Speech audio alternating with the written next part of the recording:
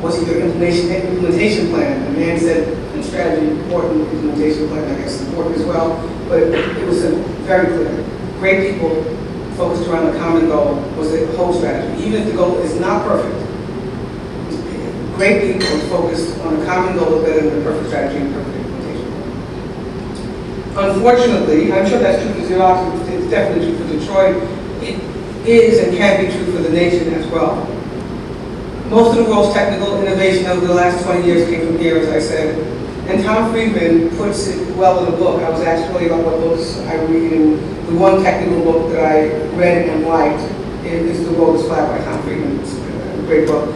And he says, it is our ability to constantly innovate new products, services, and companies that has been the source of America's horn of plenty and steadily widening middle class for the last 2 centuries. Think about it. As I said, HP, IBM, think about any top-of-mind company or top-of-mind industry, and you'll find that it has been started here and been nurtured here and has been a horn of plenty, not only for Xerox but for the world. Unfortunately, the shrinking pool of young people with the skills to innovate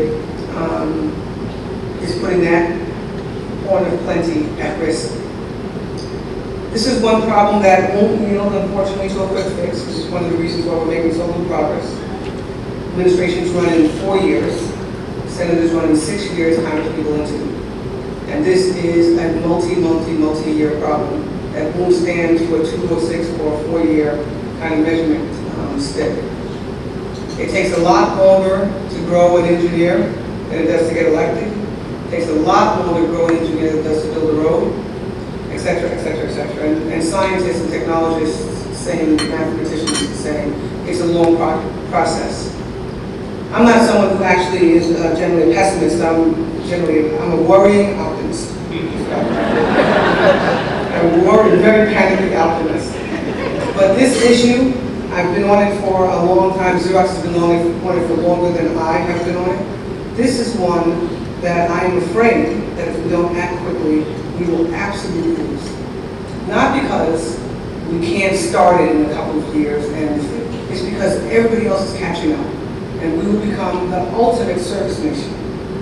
Not the people who create, but the people who buy what other people create.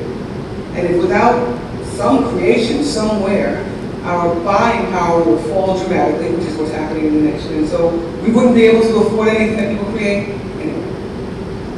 The fixing our education system is at least as difficult as fixing Xerox or fixing Detroit or fixing the federal government.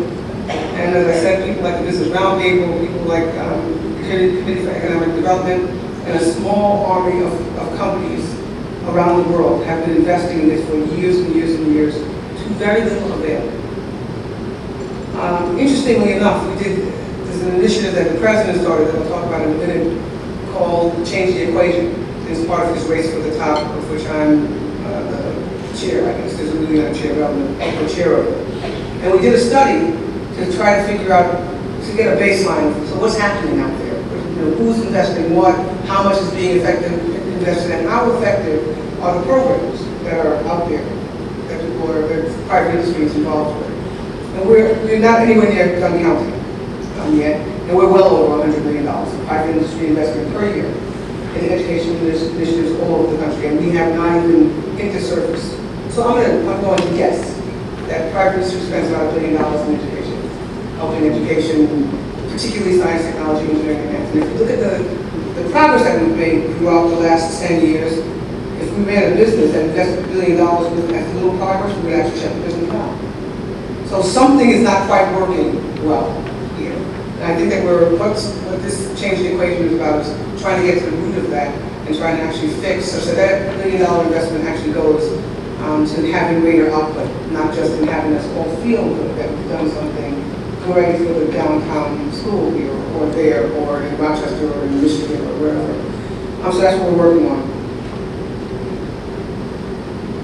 It's a big problem. There's a lot of people working on it, and I think that Change the Equation will help. So I'm going to do about 2 minutes of advertising on this effort here, and ask all of you for all of your help. So President Obama started it. It's part of the Race to the Top initiative. He started with 6 companies. He just picked 6 companies who happened to be doing things in education time warner cable, big time in education right now. Intel, very big in education. Xerox, very big in education. Kodak, very big in education. The Gates Foundation, Sally Ride, an astronaut. I'm sure I'm missing some people, but get together and try to figure out what's going on here with individuals and corporations involved in fixing the education problem there. We have three very simple objectives. I think that if we focus on these three, and the study shows if we focus on these three, we'll make some progress. The first is that we have to improve STEM teaching. We need a larger number, a more diverse mix, and more capable and inspirational STEM teachers. It is the least exciting subject for any student in high school today. Science or math. Least exciting subject for students in high school today. If you do the survey, 6% of the kids would raise their hand and say they like it, 6%. And 90% would say they like basketball, 95% would say they like baseball or soccer or something like that, 50% say they like American history. Keep going. Math and science, the lowest likability scores, and you get further into that, the subject's not exciting, it's not taught to me in a really good way, it doesn't seem very applicable, a lot of different words here. So this is a lot of burden that we're placing on the teachers, the educators in the education system to actually change the way it's taught, make it inspirational, make it more involving, make it more engaging. That's the first thing. Second is that we have to give students examples of what this is about. So when you graduate with an engineering degree or a math degree, what do you do? How much money do you make? Do the people actually have pen protectors in their pockets, or do they do really neat things? Can they get a job here? What kind of job, etc. So we need mentoring and partnering with industry and with government as well to show these students, to show students what kind of great return you can get for this little bit of engagement. It's interesting. I spoke earlier about the fact that we have more jobs in science, technology, and math than we have capable people to take the jobs. So in 2008, the number was 150,000 jobs in science, technology, engineering, and math in the United States went unfilled. 150,000. And the average starting salary of those jobs in 2008 was $67,000 a year. So if you think about a person who's looking for work or a kid who's thinking of studying, and you say, I can actually assure you a job in 4 years if you graduate at the end of those 4 years. I can almost assure you a job, and I can almost assure you that they'll pay $60,000 a year or more. Who wouldn't take that bet? So it's a bet that we literally have to propagate everywhere. It is true, it is a fact. We can fill the jobs if we get the people. And by the way, most of those jobs, $150,000, we shipped the work offshore to get it done. That's the way that the work got done. We didn't bring 150,000 additional visa-type people in. We had to ship the work out because we had maxed out the visas that could come in. It's kind of a messy story. But the third thing, so the first thing is teaching. The second thing is inspiration for the kids and giving them some practical example, partnering with large companies, government, etc., to give them an example of what they can do. And then the third thing is we have to measure what we want the outcome to be. So if you think about the ultimate measure in success is graduation from college and getting a good job.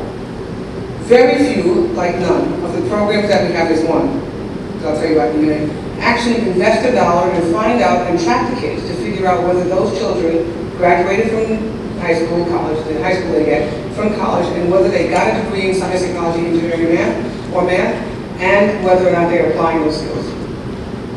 That loop, which we would do normally in any business environment, any business program we're starting, doesn't happen. Similar loop with teachers and how they're progressing through their educational skills, with companies and how they're progressing with providing internships, et cetera, et cetera. A big piece on measuring what we expect is what this change the equation work is going to be on. We're going to make decisions based on facts and based on what works. We don't intend to actually reinvent the wheel and start even one program, because there are hundreds and hundreds of them out there that we think actually work, that you guys are participating in. But the problem is there are hundreds and hundreds and hundreds of them out there that don't work as well. So we want to actually get people a template, an example of what works, and give them a template on how to actually implement it in their communities as well. So we have about 100 CEOs signed up right now. Actually, we have 100 CEOs.